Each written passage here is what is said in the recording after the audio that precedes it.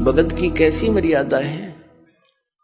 भगत और जगत का आपस में मतभेद सदा से रहा है। इसका कारण क्या है? इसका कारण यह है कि भगत की परंपरा मर्यादा जगत से भिन्न बन जाती है और जिन परंपराओं को लेकर वो पहले समाज में चल रहा था, इतने वजन को उठाकर इस भक्ति मार्ग पर प्राणी चल नहीं सकता।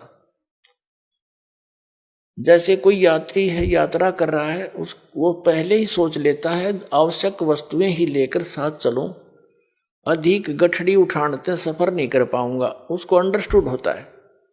तो वो ज्यादा नहीं बांधता, एक थैला छोटा सा काख में टांगा, आवश्यक वस्तु डाली और सफर पर चल पड़ता है। जो भक्त बन गया वो परमात्मा के मिलने वाले मार्ग पर चल पड़ा, और जो भक्त नहीं बना वो वही बैठा अपने घर पे, वो उस वस्तु को प्राप्त नहीं कर सकता। तो उसकी मर्यादाएं कुछ अन्य हैं, उनसे हटकर हम अपने सीमित करके इस सफर पर चल सकते। तो इस प्रकार जगत और भगत की आपस में मतभेद बना रहता है कि ये तो ऐसे भी नहीं करते, ये त्योहार भी ना मनाते, ये तो दहेज भी ना देते, ये लेते भी को नहीं। तो इस तरह के हम नहीं कर सकते, क्योंकि हमें ज्ञान हो गया कि आज हम किसी से लेते हैं, कल देना पड़ेगा। तो क्यों सिर में दर्द करे फिर देने के लिए? जैसे आज कोई रिश्वत ले रहा है किसी से, 5,000 10,000 20,000 ले ली, और वो उसने देनी पड़ेगी फिर उसको आगे चल के अगले जन्मों में। अब परमात्मा आदरणीय गरीबदास साहब जी कहते हैं, तुमने उस दरगाह का मैल नहीं देखा और धर्मराज के तिल तिल का लेखा। बता, कहते तुम इसलिए गलती करते हो, तुमने वो स्थान ना देखा जहां पर फैसले होते हैं इस भगवान के सत्र के। तुमने उस दरगाह का वो मैल नहीं देखा, धर्मराज के तिल तिल का लेखा। ये बालकों का खेल है। एक तिल यानी एक जरा सी भी कोई आपकी वस्तु है, आपस में वो लेन देन किसी भी जन्म में हो, चाहे 1000 जन्म के बाद हो, आपकी वो पूरी करनी पड़ेगी। आज कोई रिश्वत ले रहा है, अगले जन्म में वो दामाद बनकर लेगा उसका और पैसा ले जाएगा, और फिर मृत्यु हो जाए मन माने, वो पैसा भी गया, लड़की दूसरी जगह ब्याहनी पड़ेगी। तो टूट गया कहर उसके ऊपर। हमारे सामने जितनी भी ये आपदाएं आती हैं, ये पिछले संस्कारों से हैं। इसको समझने के लिए एक उदाहरण है। हम इतने गिर चुके हैं, इतना सतर गिर गया हमारा, हमने सिर्फ ये संसारिक भौतिक सुख दिखाई देते हैं, नथिंग एल्स। और इनके पाने के लिए, यहाँ की सुख की फोकट महिमा बनाने के लिए हम कुछ भी आगा पीछा नहीं देखते। एक व्यक्ति का विवाह हुआ, एक पुत्र उत्पन्न हुआ, उसकी पत्नी की मृत्यु होगी, उसने दूसरी शादी की, 10-12 वर्ष के बाद दूसरा पुत्र हो गया, वो स्वयं भी मर गया, उसकी पत्नी भी मृत्यु को प्राप्त होगी। अब बड़े लड़के का विवाह हो चुका था, छोटा भी बालक था, 10-12 वर्ष का, 13 वर्ष का। तो क्या हुआ, वो छोटे वाला बीमार पड़ गया।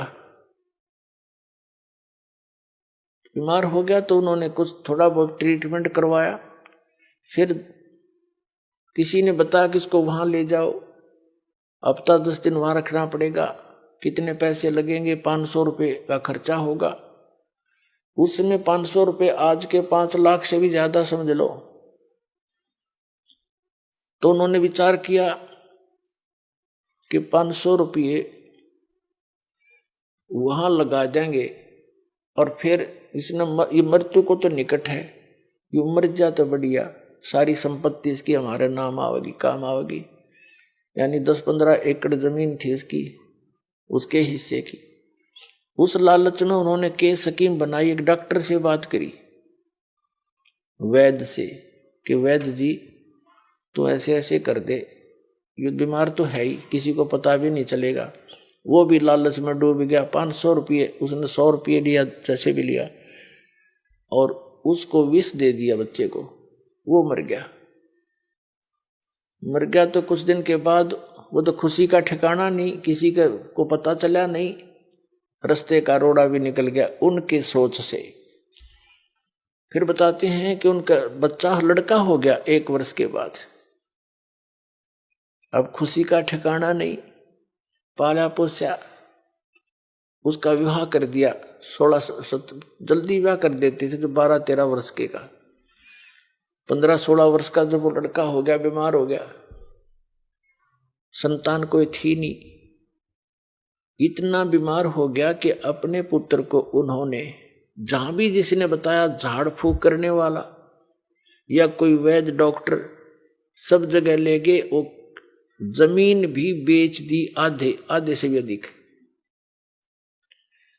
और उसको कोई आराम होने का नाम नहीं। एक दिन वो उसका पिता बैठा, लड़का लेटा हुआ चारपाई पर, कति अस्थि पिंजर शेष था। तब उस लड़के ने कहा कि भाई साहब, अपने पिता की तरफ मुंह करके कहा, भाई साहब। अब उसने सोचा तो कति इसकी बुद्धि भी खत्म हो ली, मुझे भाई कहने लग गया। कहा कि भाई साहब मेरी लकड़ियों की व्यवस्था कर ले और एक कफन तैयार कर ले। वो कहता है बेटा मैं तेरा बाप हूं, मैं तेरा पिता हूं, भाई नहीं हूं। बोला नहीं तो मेरा भाई है। अरे सुन ले राम कहानी, मैं तेरा वही भाई हूं जिसको तूने विष देकर मारा था। और किस लालच में कि यह संपत्ति तेरे नाम हो जाएगी। यह संपत्ति भी मेरी आली सारी तूने बेच बेच कर मेरे ट्रीटमेंट पर लगा दी है। अब केवल तेरा मेरा हिसाब एक कफन और लकड़ियां का रह रहा, कर ले तैयार। तब उसकी वह बुद्धि के सक्रिय खुल गए।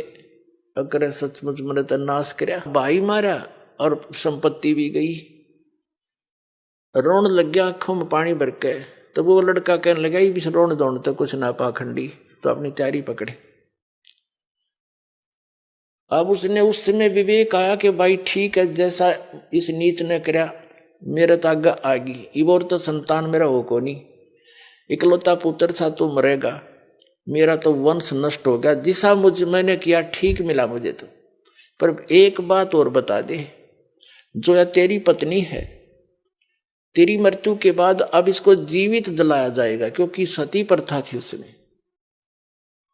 पति मर जाता था तो पत्नी से पहले तो पत्नी को जिंदा जलाया जाता था चिता में, जैसे मुर्दे को फूकते, उसको सती कहते। अब इसका क्या दोष, इसने अब इसको जिंदा जलाया जाएगा।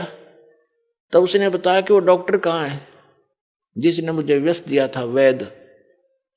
उन्होंने बताया कि आपके 2-3 वर्ष के बाद उसकी मृत्यु हो गई थी। तो उस लड़के ने बताया कि ये वही है, ये डॉक्टर मेरी पत्नी। अब यो भी भोग लेगा अपने करे हुए को। तो पुण्यात्माओं, ये भले ही आपने कथा लगती हो, पर विधान है परमात्मा का। यो तुमने उस दरगाह का मैल नहीं देखा और धर्मराज के तिल तिल का लेखा, एक एक पाई पाई का हिसाब होगा वहां पर।